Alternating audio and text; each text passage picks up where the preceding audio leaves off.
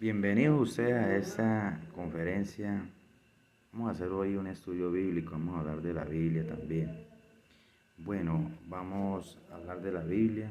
Vámonos que los protestantes dicen que hay que el bautismo de la Iglesia Católica que es un error, que estamos en un error, que eso no es, que ese bautismo no vale, que ese bautismo es falso. Y vámonos para Efesios capítulo 4, versículo 4. Efesios capítulo 4, versículo 4.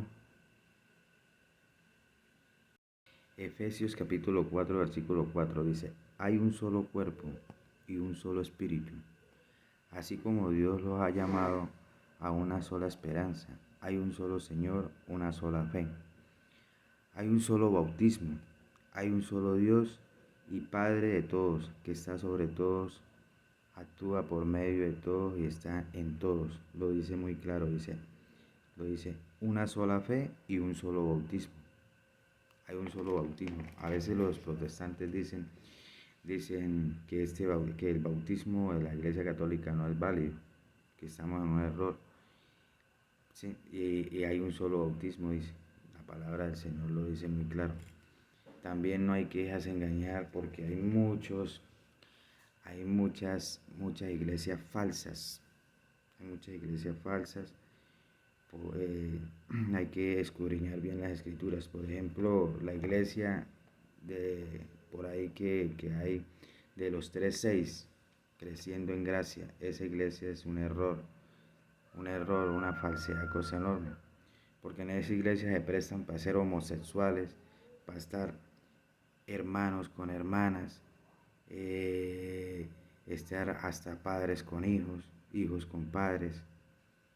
Eso es una iglesia falsa que no hay que dejarse engañar uno. Eso, aceptan el homosexualismo, aceptan la drogadicción. Es una iglesia falsa. Creciendo en gracia se llama la iglesia, para que tengan en cuenta de no caer en esa iglesia que es falsa. Es una potestad de la iglesia que es falsa. Bueno, aquí también vamos a escudriñar que hay dos pecados. Hay un pecado que es de muerte y hay un pecado que no es de muerte. Vámonos para San Juan capítulo 5 versículo 16. Dice, capítulo 5 versículo 16 dice, si alguno ve a su hermano que está cometiendo un pecado que no lleva a la muerte, debe orar. Y Dios dará vida al hermano. Si se trata de un pecado que no lleva a la muerte, a un pecado que lleva a la muerte. Y por ese pecado no digo que se debe orar. Todo es pecado, pero hay pecado que no lleva a la muerte. Que hay pecado que no lleva a la muerte, como hay pecado que lleva a la muerte. Por ejemplo, esa iglesia, los 3:6, que están tíos con tíos, con sobrinas, primos con primos. Ese es un pecado que lleva a la muerte. Un pecado que es a la muerte, al infierno, que se van para el infierno. El purgatorio, porque dice aquí pecado que lleva a la muerte hay pecado que lleva a la muerte y hay pecado que no lleva a la muerte. Entonces lo dice muy claro. Escudriñar bien la escritura y tener uno, porque hay demasiadas sectas, hay demasiadas iglesias y están en un error. Bueno, vamos a hablar también en Primera de Juan capítulo 1, versículo 9. Si alguno dice que está en la luz, pero odia a su hermano, todavía está en la oscuridad. El que ama a su hermano y vive en la luz, y no hay nada lo que lo haga caer, pero el que odia a su hermano y vive y anda en la oscuridad y no sabe a dónde va, porque la oscuridad lo ha dejado ciego. Entonces, este es un capítulo que amamos a las personas, pero no amamos al pecado.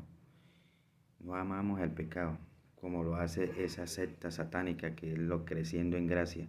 no se dejen engañar, porque hay violación de niños, hay de todo, homosexualismo, tíos con tías, hermanos con hermanos. Eso es una secta diabólica. Entonces cuiden con eso, mis hermanos, a no caer en esas sectas, porque hay muchas religiones, hay que escudriñar las escrituras, están los mormones, está la Asamblea de Dios, pentecostales, están los adventistas, están los testigos de Jehová. Ellos no tienen doctrina, ella es una doctrina falsa. En cambio los católicos, o sea, la Iglesia Católica es muy organizada.